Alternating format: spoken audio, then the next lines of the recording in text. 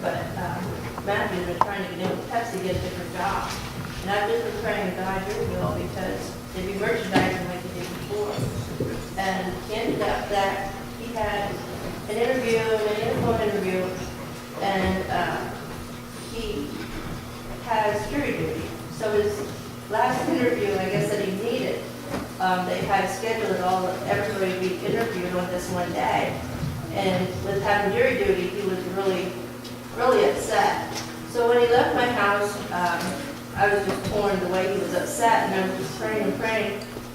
And I was like, Grandma, what's the matter with you? I said, I'm praying. So he had called me, I can't remember if it was the day after or whatever. And he had said, Mommy said, with jury duty, he said he talked to Pepsi and clearly changed their date for his interview. And you're talking about a good court, that they're not going to change dates unless it was totally God, because they're not going to change their interviews with everybody for just one person, you know? And I just thank God for that. I'm praying if it's His will that, you know, He will provide. And He just did. I mean, it's just awesome. I said, Matt, I've been praying. I said, you know, I've been praying. He said, well, Mom, I still have plans for the beach. And I'm like, I don't care about the beach. You know, you got a job. Bring me out to the beach. And he's like, we're going downtown. That's okay. You got a job interview, you know? But I do thank God, because only God can make that happen. Like I said, courts are not going to change their plans. And everybody had their time just for one person. There's just no way. And I thank the Lord for that. And my reading tonight was about Judge Roy Moore. He was a judge, and he wrote this poem since being removed from the bench for refusing to remove the Ten Commandments from his courtroom wall.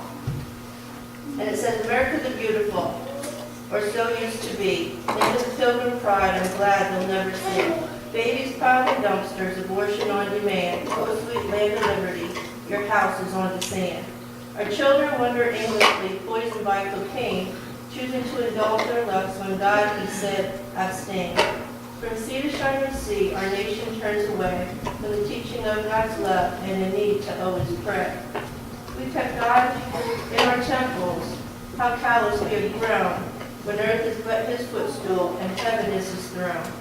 We voted in a government that's rotting at the core, appointing godless judges who thrown reason out the door.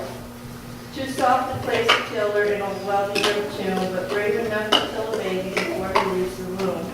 You think that God's not angry that our land's a moral slum? How much longer will He wait before His judgment comes? How are we to face our God from whom we cannot hide?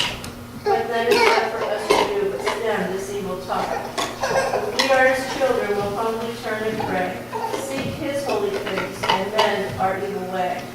Then God will hear from heaven and forgive us of our sins. He'll heal our sickly land and those who live within.